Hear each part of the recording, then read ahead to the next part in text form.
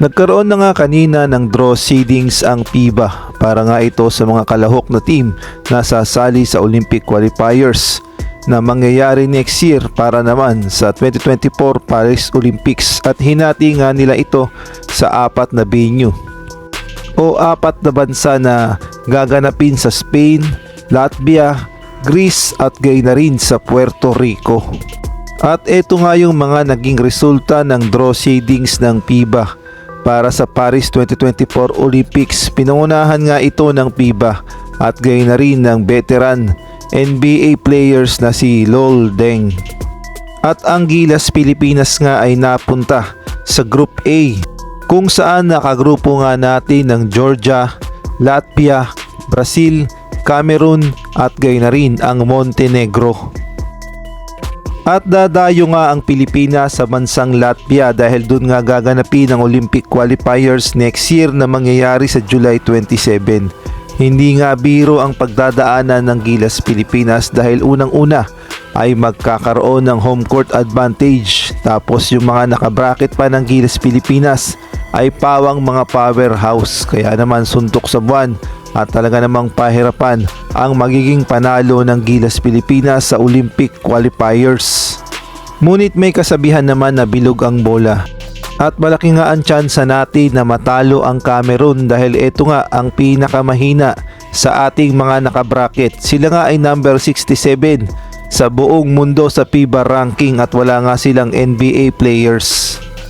At pagdating naman sa Georgia ay medyo 50-50 nga ang tsansa ng Gilas Pilipinas na manalo dito dahil bukod sa malalaki ay shooter din ang mga players na ito at meron din silang mga NBA players. Ngunit kung tatapatan naman ng mga bigs ng Gilas Pilipinas, ang Georgia ay may pag-asa. Pagdating naman sa Montenegro, ang number 17 sa FIBA World Ranking. Alam naman nating lahat na nakatune up na nga ito ng Gilas Pilipinas sa FIBA World Cup. At tinalo nga lang tayo kahit nga mayroon tayong Jordan Clarkson. Kaya naman kung gusto kang manalo ng Gilas Pilipinas dito sa Montenegro ay kailangan ng malaking adjustment. Pagdating naman sa Brazil na number 12 sa FIBA World Ranking ay mukhang suntok sa buwan kung matatalo ng Gilas Pilipinas ang Brazil dahil ito nga ang isa sa powerhouse sa Latin America. At gayon na rin ay pabalik-balik na lamang ito sa Olympics, kaya naman pagdating sa experience ay lamang na lamang talaga ang Brazil. Pagdating naman sa Latvia ay mukhang 50-50 talaga ang tsansa ng Gilas Pilipinas na matalo ito dahil unang-una home court advantage dahil sa bansa nga nila gaganapin ng Olympic qualifiers. At bukod pa doon ay napakalalaki at mga shooter pa mga players na ito. At meron silang NBA players na si Kristaps Porzingis at itong si Beltrans, kaya naman pahirapan talaga ang panalo ng Gilas Pilipinas dito. At himala na lang kung manalo talaga ang Pilipinas dito sa bansang Latvia sa Olympic qualifiers, kaya naman kailangan talagang paghandaan ng Gilas Pilipinas ang Olympic qualifiers. Ngunit hindi naman natin minamaliit ang ating national team dahil alam naman natin ang kakayahan ng Gilas Pilipinas at marami na ngang beses na napatunayan ng Gilas Pilipinas na kaya nilang sumabay sa mga malalakas na team sa FIBA.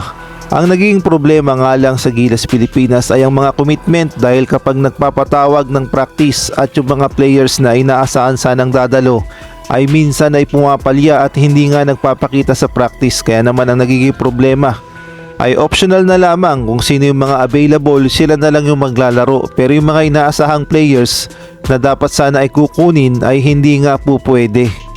At bukod nga sa mga players ay kailangan din ng magkaroon ng stable na coach ang Gilas Pilipinas na kung saan may kakayahang magmando at gumawa ng paraan at gumawa ng napakalupit na game plan para nga ito sa Olympic qualifiers at kayang-kayang hawakan ang mga Gilas players. Kailangan natin yung magaling, yung tactician dahil hindi nga biro itong Paris 2024 Olympic qualifiers.